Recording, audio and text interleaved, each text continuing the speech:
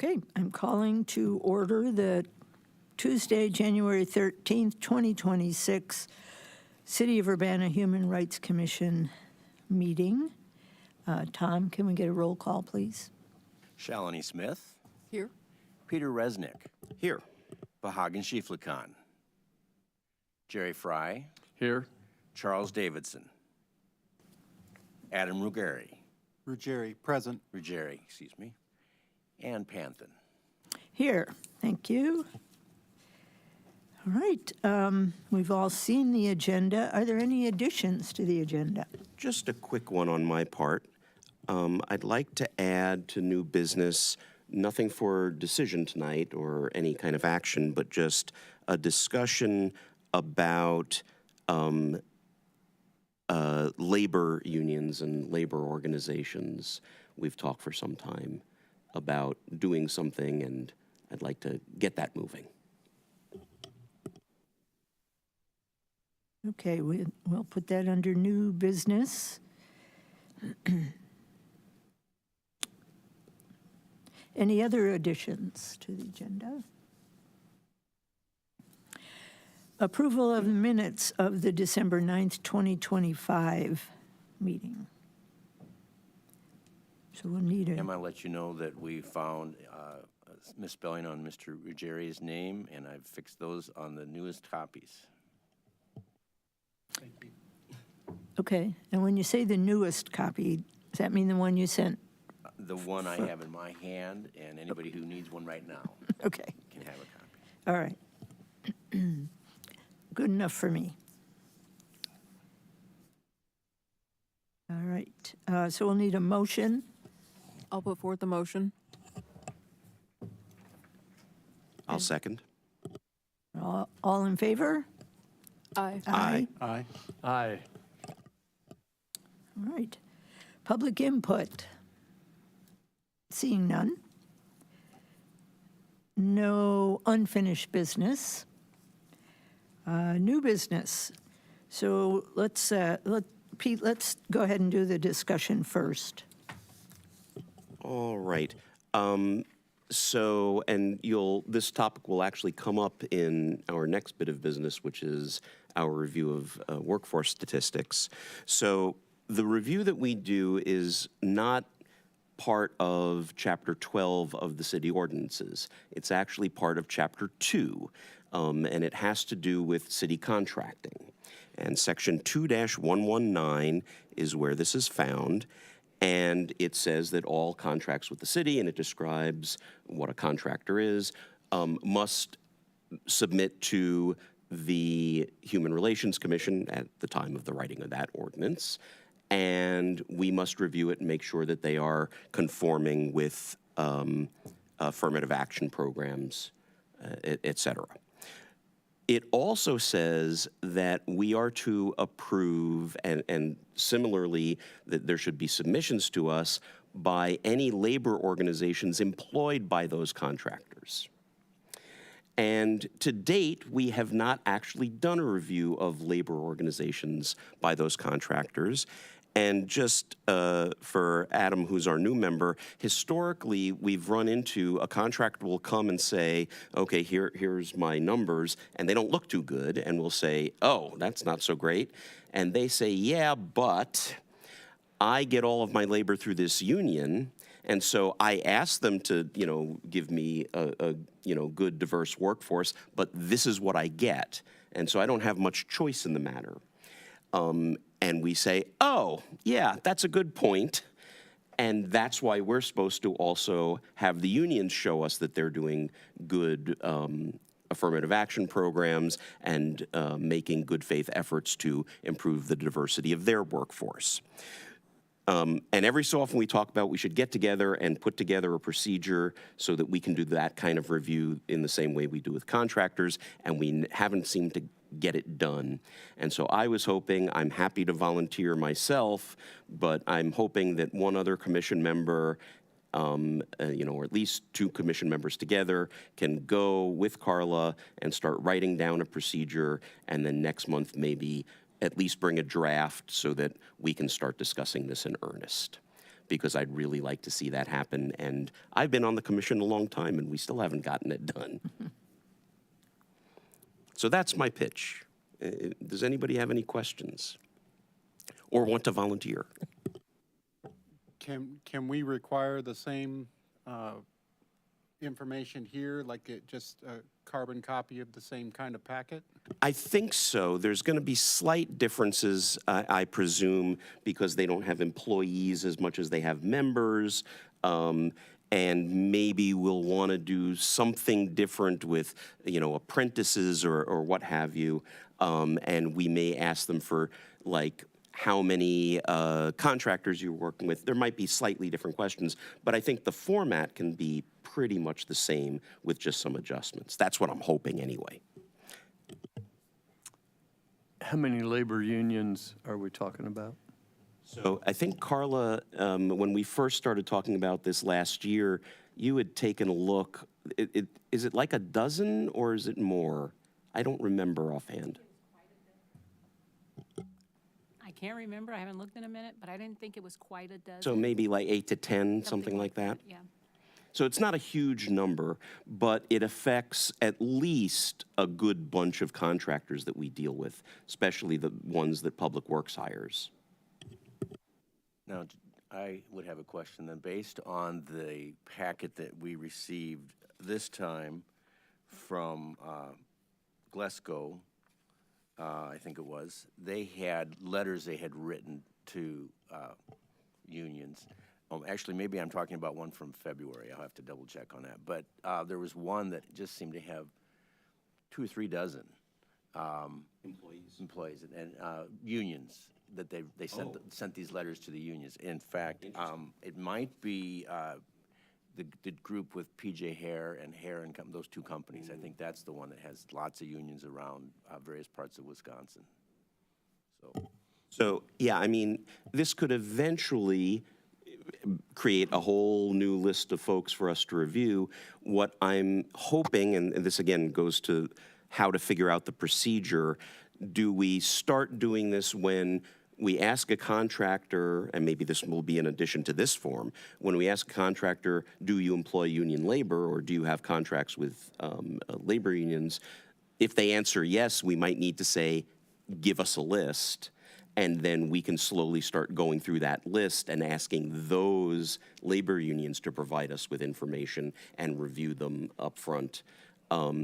We probably at first don't want to make it a, what do you call it, like a lockstep thing, that we won't approve the contractor until we approve the labor union, because that will, of course, become messier and messier. But hopefully, if we do the same kind of thing with like a 1 or 2 year approval of any given labor union, then we'll be able to say, okay, is the labor union on our list already? And if not, let's get them on the list sooner.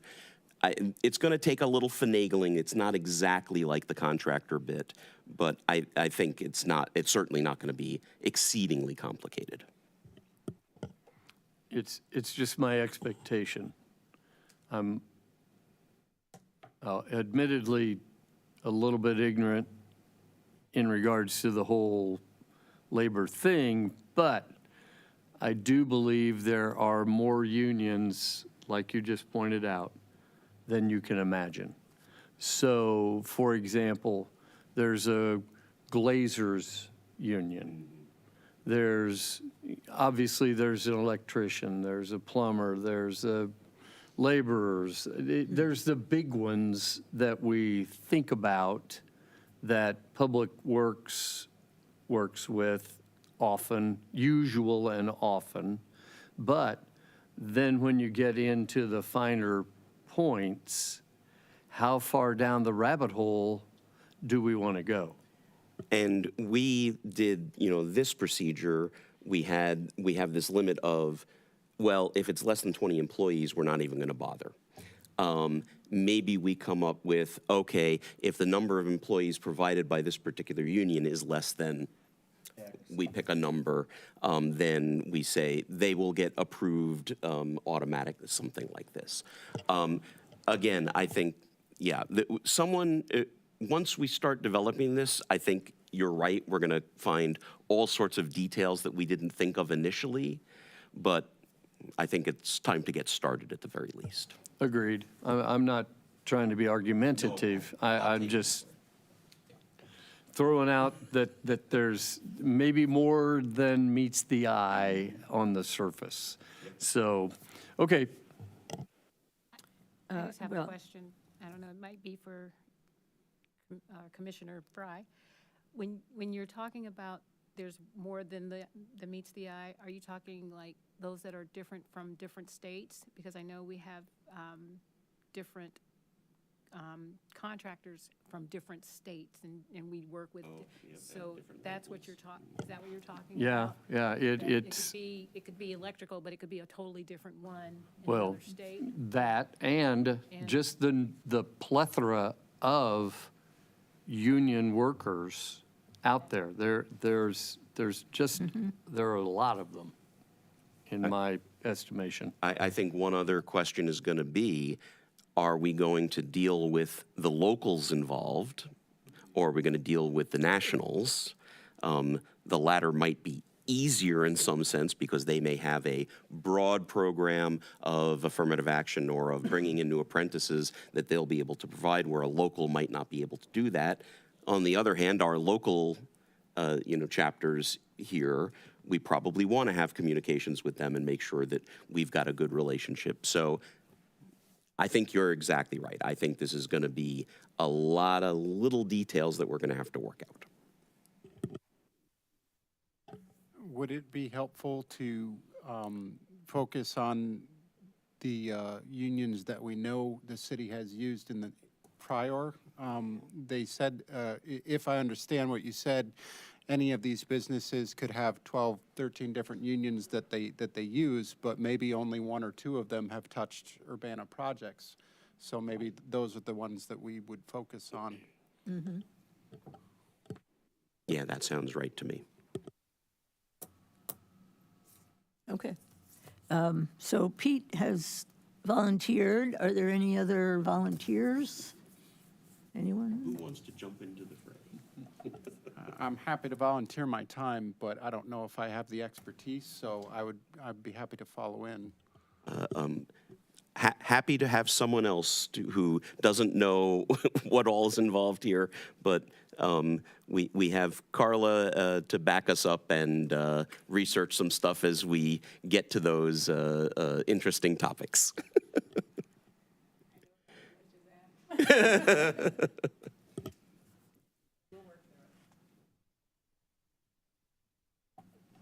Okay. Well, thank you both, and we look forward to hearing what you come up with. I think, sort of in response to what you were saying, Cherry, we are only going to need to look at unions that are trying to funnel not funnel, that's the wrong word, but are working through a contractor with the city. So there may be a lot of union labor out there, but only the ones that are affecting our work. So, I know there's a lot out there. Okay, great. Thanks for bringing that up, Pete. Okay, consideration of EEO workforce statistics. Okay, so I will put forth a motion to approve the following companies for certification. Lauterbach and Amann for 2 years. Tom Davis Electric, doing business as Davis Electric for 1 year. Glasgow Electric for 1 year. Ring Central for 2 years. Oh, wait, sorry, hang on. I was looking at the wrong thing here. My bad. I was looking at the previous certifications. Okay, let me start this over. Air One Equipment for 1 year. Busey Bank for 2 years. Glasgow Electric for 1 year. Lauterbach and Amann for 2 years. Ring Central for 2 years. And Tom Davis Electric, doing business as Davis Electric for 2 years. I would second that motion. Okay, thank you. Any discussion on any of the companies? So with regard to Tom Davis Electric, and I remember last year when we did this, we did the 1 year because we wanted to remind ourselves about doing the union thing, which is, of course, why it popped into mind to put it on the agenda tonight. Are we comfortable, even though their numbers are obviously not good, are we comfortable to, again, to this time say, we'll just give them 2 years and we'll deal with the union on this? Or do we want to give them 1 year to, you know, to leave us some space to think about the union thing first? And I can be convinced either way. But if someone else on the commission thinks we might want to redo 1 year, I would support that amendment.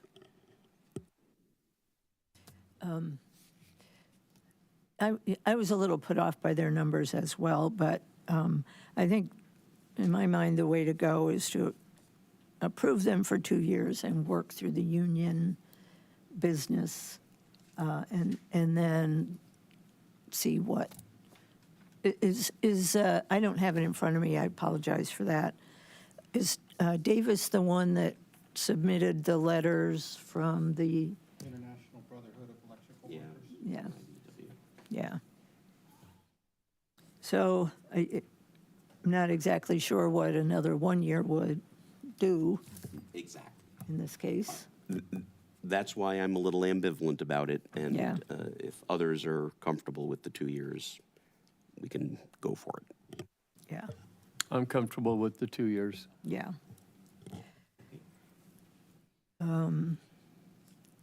Any other discussion?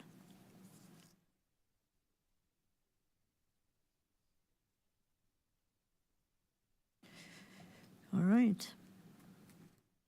All in favor of approving the EEO workforce statistics as the motion, in the motion that was made? Aye. Aye. Aye. Okay.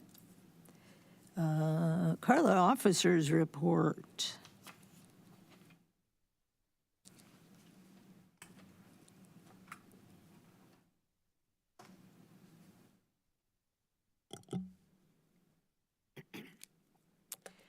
Okay. For formal complaints this month, there are still 2 open complaints. Both are for employment with a basis of race. Received the initial response for the first one and have met with the complainant to review. Complainant will submit rebuttal documentation. The respondent for the second one has requested a 30-day extension to submit requested documents, and the complainant has been informed of that. Inquiries, informal complaints. Inquiry of a potential housing complaint. Inquirer is working with the Champaign-Urbana Tenant Union with getting together documents for deciding to file a formal complaint. One inquiry about public accommodation issue, explained the standard to the individual, and they decided not to file a complaint. One inquiry about employment discrimination. Employer is not in the Urbana jurisdiction, but I did help the person, guide them to where they needed to be. Office activity. Our Office of Human Rights and Equity staff attended the Urbana Police Department promotional ceremony on Wednesday, December 10th. There have been a lot of changes within the department, including a series of reassignments and promotions, and those were highlighted during that ceremony. Chair Panthen and I will be speaking to the DEI committee at Clark Lindsey on Friday, January 16th. We will highlight general information about the OHRE and the HRC, but will promote vacancies for all boards and commissions. Probably an extra push for RC. Just a reminder that the MLK Advocacy for Justice Committee, along with its countywide partners, is presenting the MLK Celebration event on Sunday, January 18th at 5 p.m. at Krannert Center for Performing Arts in the Follinger Hall. The Unity Breakfast will happen on Monday, January 19th at 8 a.m. at the Vineyard Church, located on Lincoln and the corner of Lincoln and Bradley. Both events will honor Dr. King's legacy by honoring outstanding students and community members who are working towards his goal, the particular theme this year is our beloved community. And so people or those awards will be awarded to those in the community that are doing that work. Oh, there it is. The theme this year is our beloved community, recognizing interconnected struggles for freedom, justice, and equity. Commissioners should have received an invite to attend the Bicycle and Pedestrian Advisory Commission, BPAC, for the ADA Compliance Working Group on Tuesday, January 20, 2026, 7 p.m. to 9 p.m. It is a hybrid meeting, so you can attend in person or online. Carmen Franks, city staff for BPAC, has reserved a conference room in the City Hall building if you would like to attend with others. Moments in Human Rights History, January 13th. 1966, Robert C. Weaver becomes the first Secretary of Housing and Urban Development and the first African American appointed to a president's cabinet.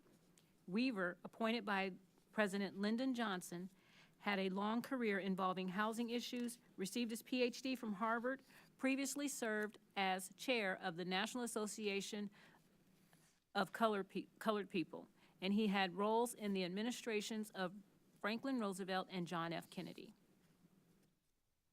1976, Sarah Caldwell becomes the first woman to conduct at New York's Metropolitan Opera House as she led the orchestra in a performance of La Traviata with operatic soprano Beverly Sills.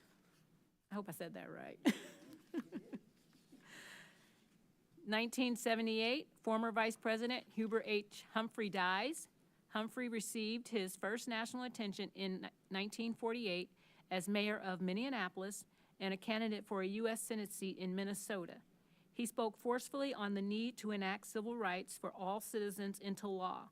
After that 1948 campaign of Humphrey's, another 16 years would pass before the Civil Rights Act became federal law. In 1990, L. Douglas Wilder takes office in Virginia as the nation's first elected black governor. Wilder had previously served as lieutenant governor in Virginia. Then, a decade after leaving the governor's office, Wilder runs and wins another office when the city of Richmond elects him to the office of mayor. 1995, America Cubed becomes the first all-female sailing crew to win a Defender trial as part of the America's Cup race, the most prestigious of yacht competition. 2002, more than 100 artists supplied works of art for In the Spirit of Martin, the Living Legacy of Martin Luther King Jr., an exhibit that opened on this date at the Charles H. Wright Museum of African American History in Detroit. And that is the end of my report.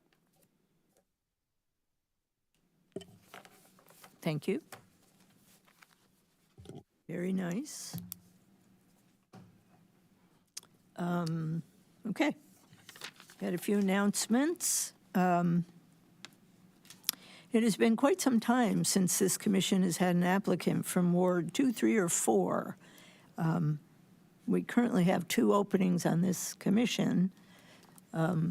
We would take any applicant, but we would encourage people from Ward 2, 3, or 4 to consider applying.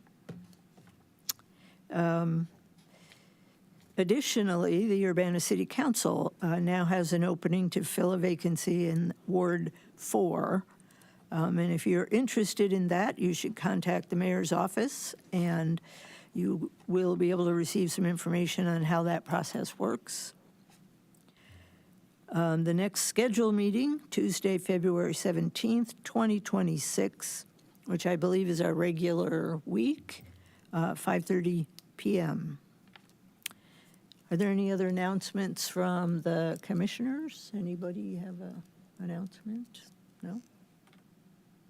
Okay. Well, then I guess we're adjourned. Thank you. Thank you.